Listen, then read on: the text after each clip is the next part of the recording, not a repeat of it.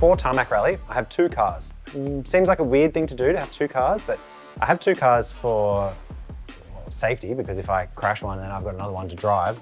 Quite often it happens that there's an event that happens in, say, Victoria, and then another event happens in, say, New Zealand, and they're 2 or 3 or 4 weeks apart. And you can't get one car from Australia to New Zealand or to WA or wherever in that time frame.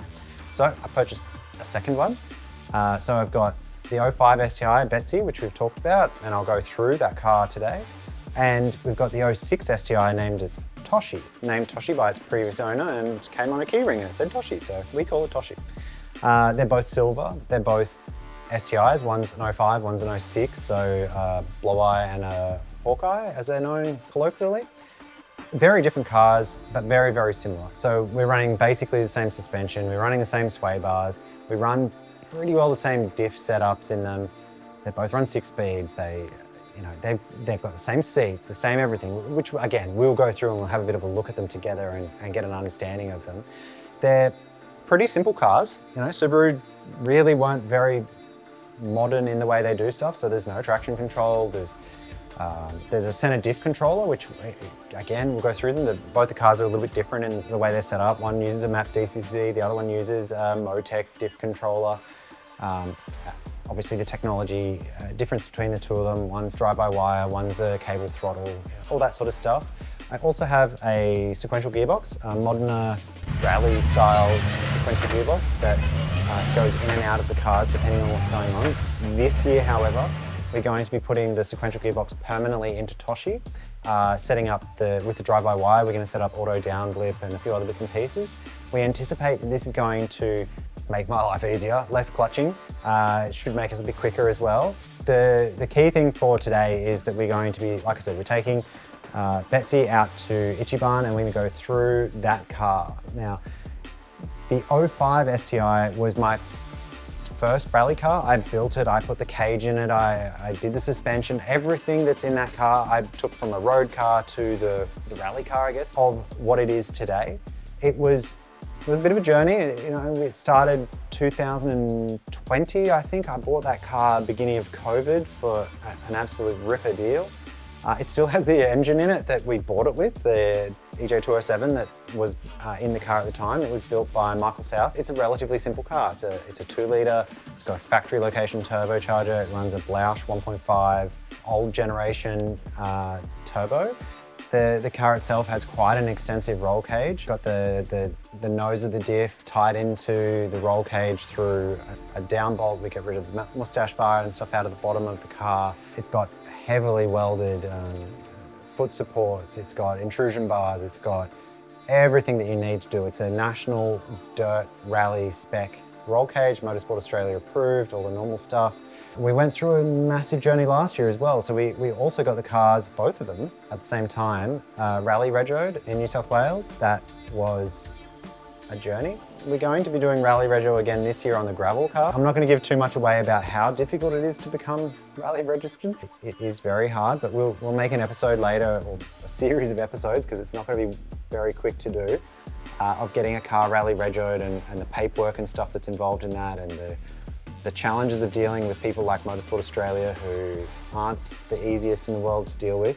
Obviously Transport New South Wales are also quite difficult to deal with. So let's think about some of the stuff that's on the cars and things that we do. So many people like to run aftermarket wheels, but they are expensive and you break a lot of wheels and you break a lot of stuff. So we've chosen to go with the factory 05, 06, 07 STI BBS forged wheels. They're heavy, but they're very strong. We'll insert here the crash of hitting a gutter, and I can show you some photos of the wheel itself and what happened to the car. The tyre didn't even debead, and we hit a gutter hard. And we destroyed and bent some control arms and stuff. And again, I'll insert a photo here of the control arm that looks like spaghetti. It was impressive to see how well these wheels held together. We've been running the Bridgestone RE71 RS tyre for a number of years now. It's actually one of the tyres that we use for time attack, etc. They're a really good road tyre. I think they're a 200 treadwear tyre, but they feel like about an 80 treadwear tyre, to be honest. They are excellent. Again, insert here some photos of tyres that have had some hard lives, you know. We get, give or take, out of a set of tires, or at least a tire, something like 750 to 850, maybe even 900 race kilometers, which I think is pretty good.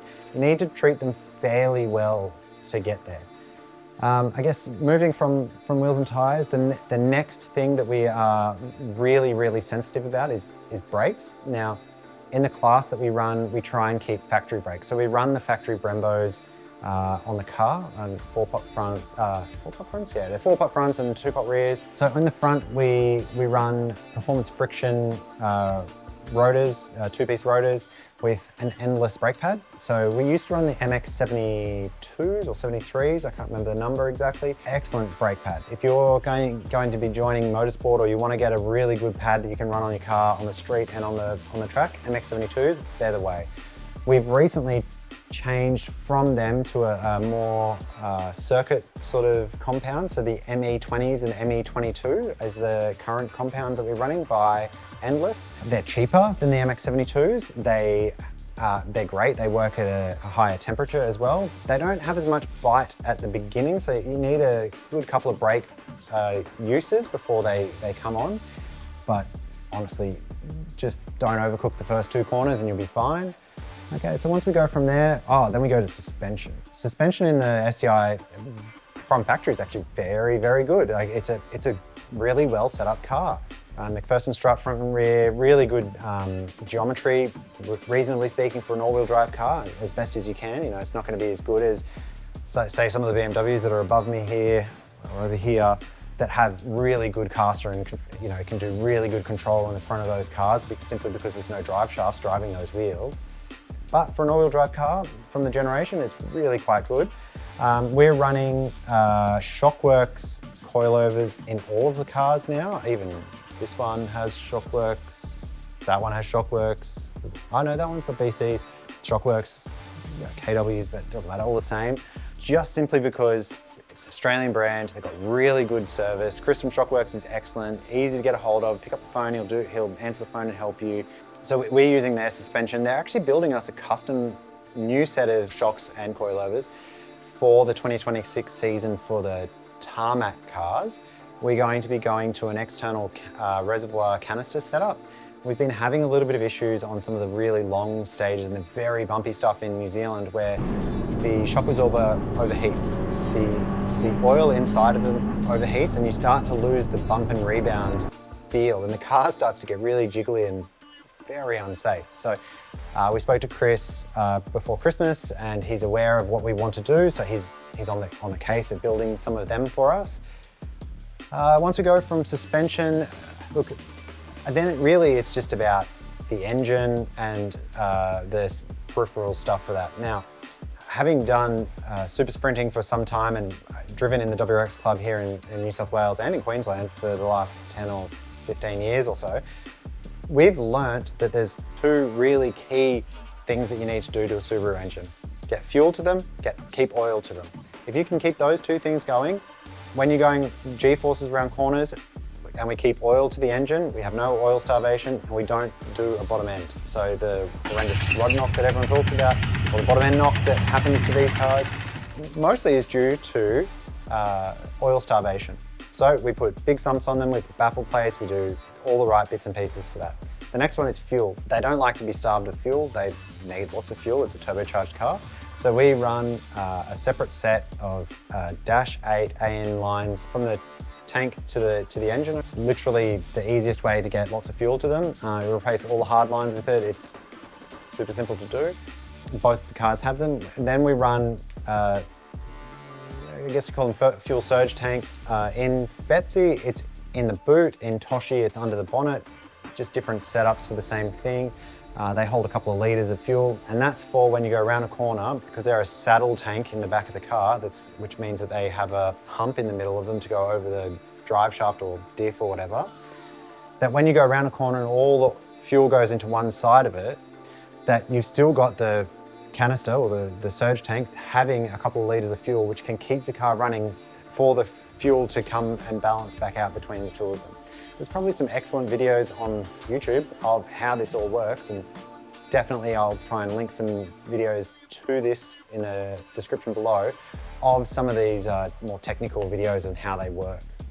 So after that, we're just running a full stainless steel exhaust system. I think it's a 3-inch stainless steel exhaust system from the turbo back.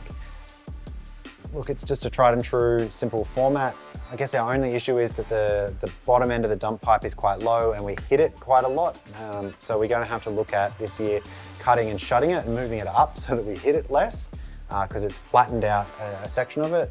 We can insert some video footage here of us bottoming out the car at 250 odd Ks an hour through a ditch. That was, oh sorry, a depression, I should say. Feels like a ditch when you drive through it at that sort of speeds, and upsetting the car quite a lot. So we want to try and do that. And part of fixing this as well is getting guys like Chris from Shockworks to tune our suspension just that little bit better for making that happen. So then what do we do? What else have we got on the cars that are of any value? So they're the real key bits. Obviously there's going to be more to these cars, and we'll go through and we'll do a whole episode on, you know, the roll cage, and we might get Curtis to come sit with us and talk about him building the roll cage and what he did and why he built it the way he did it and the journey that goes on that. We probably have some roll cage work that needs to be done to the gravel car. It's quite an old roll cage and we may want to add some bars into that. So hopefully we get to get Curtis. He might be a bit shy and I might be throwing him under the bus here, but hopefully we can get him to jump on the camera and talk about the job of, you know, bending pipes to get, or bending roll cage, I don't know exactly how you describe it, to get it in the car and how that works and how we weld it. I would talk about the 06 STI, but it's not here, sadly. It's in a container. Well, actually, I think it's out of the container, but it's been a journey. I think we made a mistake getting or shipping the car back from New Zealand. So we obviously shipped the car to New Zealand, which we did import papers into New Zealand and export papers from Australia, I think is what we did.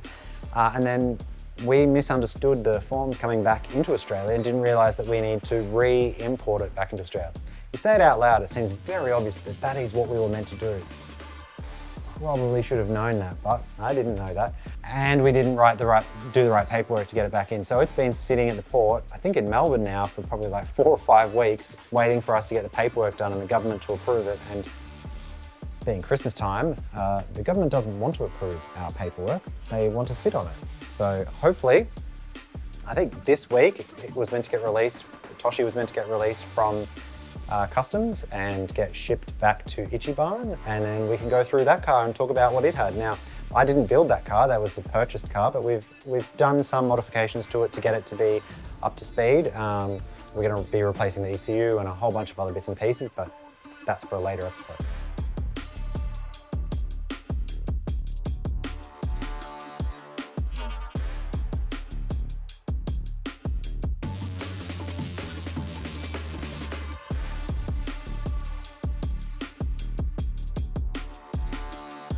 We're going to go through a little bit of Betsy, which is our first Tarmac rally car. It's probably my personal favourite, which I'm, you know, a little bit obliged to say because it's the one that I built and I didn't buy it. I actually built the car, and I've done the most rallying in it as well. So it's the car that I think we did 4 events in this year. With lots and lots of issues that we'll try and talk about. Now, what we're going to go through today on this video is we'll go through the exterior, a little bit of under the bonnet. We'll go through a little bit of the in-car stuff. We'll go talk about the roll cage and how it's set up. We'll show the fuel system, which I already sort of talked about. But yeah, so let's go through the car, and we'll start with some of the very obvious stuff. So it's got our name on it because you have to run that. It's got some of the safety stickers. So we've got the power pull here, which I'm not going to. And so yeah, you can power pull it so that turns the car off. Ooh, little dashes and I'm happy. Very damaged from rally stickers, which again, you can see a whole bunch of the rally stickers on the wall from the events that we do. ATR sticker still on because I like the orange one, because the orange ATR sticker is probably the best one they've done so far. Keep it up, guys, make some more orange ones. We'll go through things like the Rally Safe GPS external antenna, I guess. It's an external antenna. Unfortunately, in this car, the internal antenna is not in it. We somehow misplaced it somewhere on an adventure of moving the car. I'm not really sure where. And then we'll go through a little bit of like the exceedingly burnt brakes. We destroyed them, I think in Perth actually, to be honest. Maybe it wasn't Perth, maybe it was the last event where we over-temped the brakes, we boiled the coolant, not the coolant, we boiled the brake fluid. Boy, it was a mess, to be honest. It was a no brakes. So I'm gonna try and insert a video here of the brakes essentially on fire once we stopped. Actually, that video that I'm just gonna put up, that was from about 5 or so minutes after we'd stopped. I'd actually stopped, got out, went and got a drink, came back to the car and realized that there was smoke coming out from the wheel wells. It was impressive. Then obviously the front of the car is essentially stock standard, except for our tow point, which we've got to have here. I don't know the rules around them anymore. I think we're still allowed to run a fabric one. I know sometimes they want you to run a full steel one. And that's pretty much it on the outside. Otherwise, it's a factory-ish car. Oh, it has the horrible rally vehicle, New South Wales stuff that we had to go through. Yeah, good luck, it's not fun. But yeah, so why don't we go and we'll start on this side, on the passenger side, and we'll go through a little bit of the roll cage stuff. This is a custom-made weld-in tower-to-tower roll cage, and we'll have a little bit of a look at the tower-to-tower part of the weld-in bit. Actually, maybe I'll open both the doors to try and make it a bit easier to see. It's just rattle-canned in black, so it's a steel cage that's been welded in, and we just got spray cans and made it black because, you know, that seemed like the thing to do at the time. Got custom set of seat mounts in it for both passenger and driver's side. We can have a little look at them in a second as well. This roll cage in particular has quite a lot of extra bars in it. So if we squeeze in here, you'll actually see this arm that goes down here and comes into this arm here as well. That is actually intentionally put into the car as a mount for hard mounting or solid mounting the differential into the roll cage. I don't actually know what the theory is. I think at the time I thought it was cool. I don't actually think that I did it for any real purpose other than that. It does make everything a whole shitload noisier. And again, I'll insert some video footage right now of the horrific noise that the diff makes from being solid mounted to the car.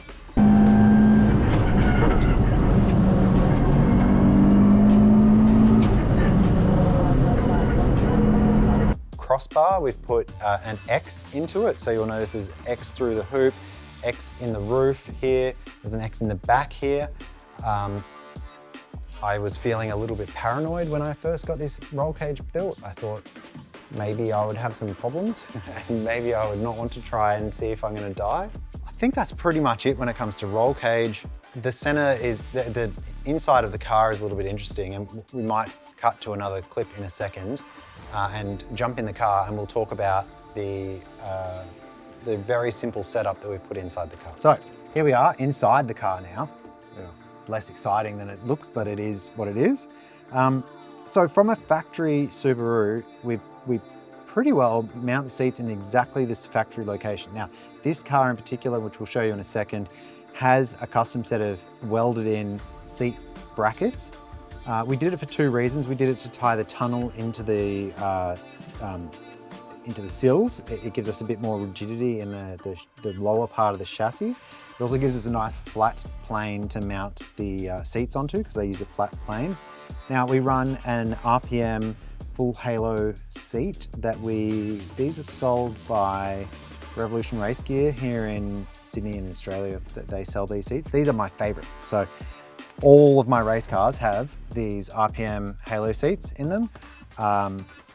They've got two sizes. They've got the Fat Man size, which is what's in this car at the moment. And then they've got the regular size, which I have a spare one for the gravel car. Now, I actually like running the Fat Man size seats in this car simply because it gives us a little bit more room to play with, because a lot of the rally stuff, we have long transits between stages. Not all the time, but sometimes we do. You know, we might be stuck in this car driving on the road through suburbia sometimes for 2 or 3 hours, and it's very tough when you're in really tight seats. So this is okay. And then we run I'll show you from this side. So we're running NZKW, New Zealand-based business from Auckland. We run their NZKW 6-point harness, so fairly standard sort of thing.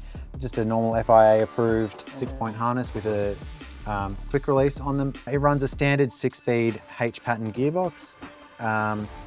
Nothing magical about it. It just runs a shift knob that is really difficult to know what gear is where because I can't read it. In the center here we're running, this is what's called a map DCCD. Subaru has a front differential, a rear differential, and then a center diff. And this stands for driver controlled center differential.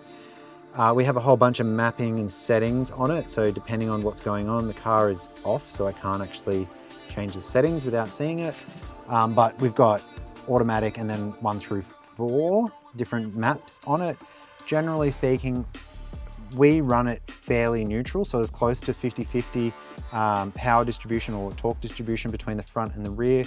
There are occasions where I turn it back a little bit, and then in the wet, I tend to actually turn it forward a little bit just to give me a bit more stability. Nothing exciting, but we have a lot of these USB-A ports in the car. So we've got a couple in the middle here and then another couple in here. And to be honest, what we do that for is to charge our phones because we are stuck in the car for a long time and we need phones. We also use these front ones for the GoPros, which we have a GoPro mount here, which we'll show you in a second. We mount the GoPros here for the in-car footage. We'll splice in some in-car footage here for you to see it. Then next one is Rachel's toy, the Rally Safe. This is the Rally Safe wiring. It's actually got some stuff on it, so there's a GPS, Wi-Fi, and that one says Iridium. I'm not really sure what Iridium means. That's interesting. Should have paid more attention to it. And it's got a little power light in it, so we know that it's got power. Yeah, you got to run a Rally Safe. They're mounted to the Ram mounts. Pretty straightforward thing. There's probably some reasonable footage of us with the Rally Safe all plugged in, which we can put in here and you can have a bit of a look at. I'm going to leave it to Rachel to explain what a Rally Safe is and how it works. It's not my toy. I know that if I'm in trouble and Rachel's out, there's a SOS button. You press the SOS button. That's about it. Next one, steering wheel. Now, again, I actually run, all of my cars run an NZKW steering wheel. This particular one, I don't know the name of the model. Anyways, it is the shape and size of my, it's perfect. It's probably a replica of something that is very expensive. These are quite cost effective and I wouldn't call them cheap, but they're not expensive. And then we run, it's probably hard to see, an NRG quick release system on the steering. They're excellent. They just clip in, happy as days. The reason we run a quick release steering wheel is not for prettiness, but is so that we can get out of the car. I'm not going to try and climb out right now because it's hard and I do it as least as possible. What else have we got in here? So the next couple of things that are of interest is we run, which is fairly rare for what we've understood from the rally guys, we're running a wireless rally intercom system. We were a little bit nervous when we bought it because no one else we knew had one, but they are awesome. And the wireless ones have built-in noise cancelling, so they're pretty unreal if I'm honest with you. The way they work is great. One caveat, the little dongles that you put into your helmet, you can transfer them between cars, but the documentation is wrong online. I might make a little video on how to actually pair them to a new device because Rachel and I spent a good couple of hours in the car pulling our hair out, the lack of hair I have, Rachel pulling her hair out, to try and figure out how to do it. And it was a bit stressful. We were doing it a couple of hours before the start of a race, but it worked and we got it working, so that's all good. Then we have the standard old power cut, so you can turn it off, power turns off, you can turn it back on, power turns back on. And it has an external one, which we looked at just previously. And I guess the last big thing that this car has, well, it's not really that big, but the next thing is that we run the Haltech IC7 dash, GPS speed on this side and revolutions RPM on that side, with a custom 3D printed mount into it, so it goes into the factory location. I mean, it's unreal. It's so much easier. So we run a Haltech ECU in this. This car runs, actually all of them, all the race cars anyway, run Haltech Elite 2500s. CAN bus controlled, super easy. I mean, it's a Sydney-based Australian company. They've got great support. Scotty and the boys from Haltech are great. They're easy to get a hold of. Their warranties are excellent. Yeah, honestly, you cannot complain about the level of service and product they've got. We run fire extinguishers. So there's always one here underneath the passenger seat or the navigator's seat because they have their hands free, I probably don't. And then we've got another one in the center here. We will be, in this car, like all of the other cars, in the coming 12 to 18 months, converting this from a standard fire extinguisher setup, and we're going to be going to firebomb setup where it's got little nozzles in the car and whatnot. I hope to ever find out if they're of any use to us. I have had to use a normal fire extinguisher to help somebody on a stage once, but only once, thank Christ, touch wood. We've been very lucky in not being the first person on scene a lot of the time. That's pretty much it for inside the car. Honestly, it's very basic. It's just a couple of seats, relatively factory stuff, and nothing super exciting.